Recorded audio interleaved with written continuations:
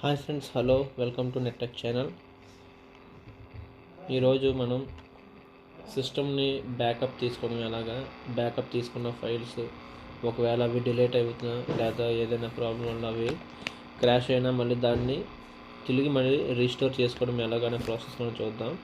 అయితే ఈరోజు how to backup our PC topic.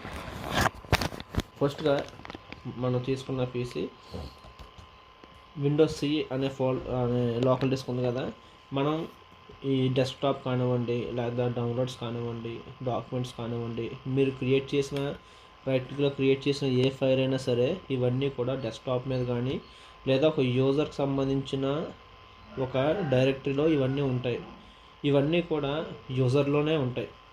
అంటే ఒక యూజర్ కిందన మనకి డెస్క్టాప్ అని, ఇంకా డౌన్లోడ్స్ అని, రీసెంట్ ఫైల్స్ అని, ఇంకా డాక్యుమెంట్స్, మ్యూజిక్, ఇవన్నీ కూడా మనకి లోకల్ సిలోనే అవి ఇంక్లూడ్ అయి ఉంటాయి. సో మనం ఫర్ సపోజ్గా నేను డెస్క్టాప్ మీద ఏదో ఒక ఇంపార్టెంట్ ఫైల్ని క్రియేట్ చేశాను. పేరు ఇంపార్టెంట్, లోపల డేటా కూడా ఏదో పెడతాను.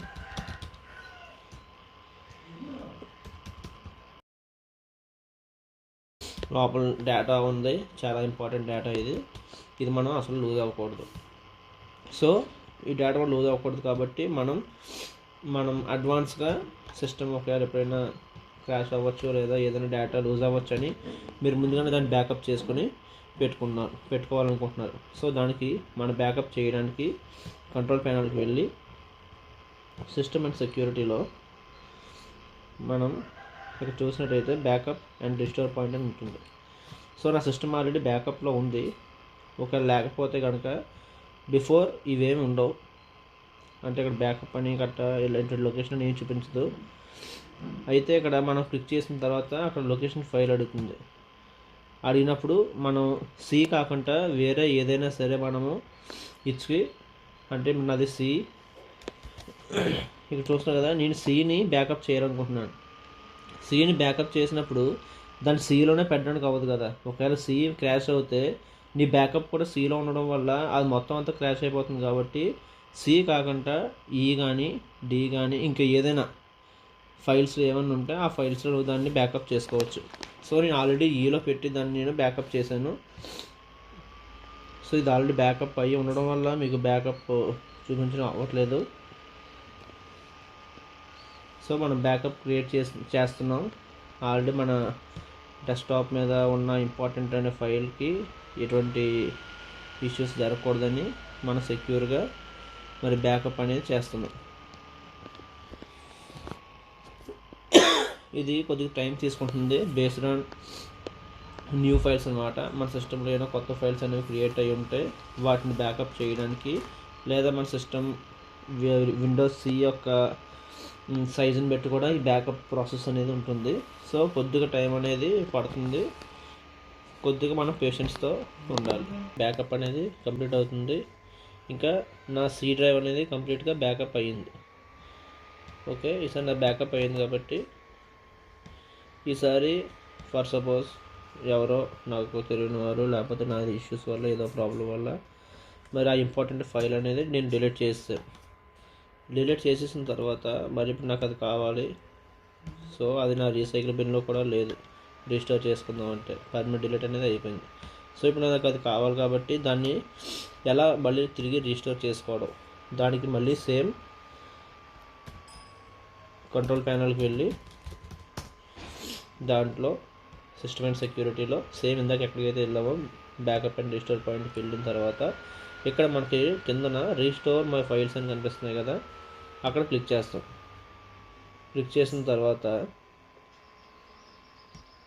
బ్రౌజ్ ఫర్ ఫైల్స్, సిలో యూజర్స్లో నెట్టెక్ అనేది నా యూజర్. మీకు ఆల్రెడీ చెప్పాను నా యూజర్ని చూడండి. ఇది నెట్టెక్ అనేది నా యూజర్. సో నేను నెట్టెక్ అనే యూజర్లోకి వెళ్తున్నా.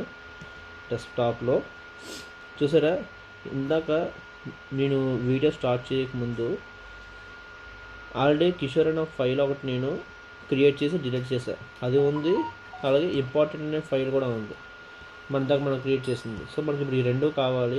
ఈ రెండింటిని మనము యాడ్ ఫైల్స్ చేసి అంటే మనం వెనక్కి రీస్టోర్ చేస్తున్నాం. నెక్స్ట్ అని చేసిన తర్వాత ఇన్ ఒరిజినల్ లొకేషన్, అంటే ఎక్కడి నుంచి అయితే బ్యాకప్ చేసిందో మళ్ళీ తిరిగి అక్కడికే దాని ఒరిజినల్ లొకేషన్కి అది వెళ్ళిపోవాలని. అంటే మనం డెస్క్టాప్ నుంచి అది బ్యాకప్ చేసుకుంది కాబట్టి మళ్ళీ తిరిగి డెస్క్టాప్కే అది వెళ్ళిపోతుంది. సో ఒకసారి జాగ్రత్త చూడండి, డెస్క్టాప్ మీద ఏమీ లేవు కదా. సో ఇప్పుడు restore your files has been restored.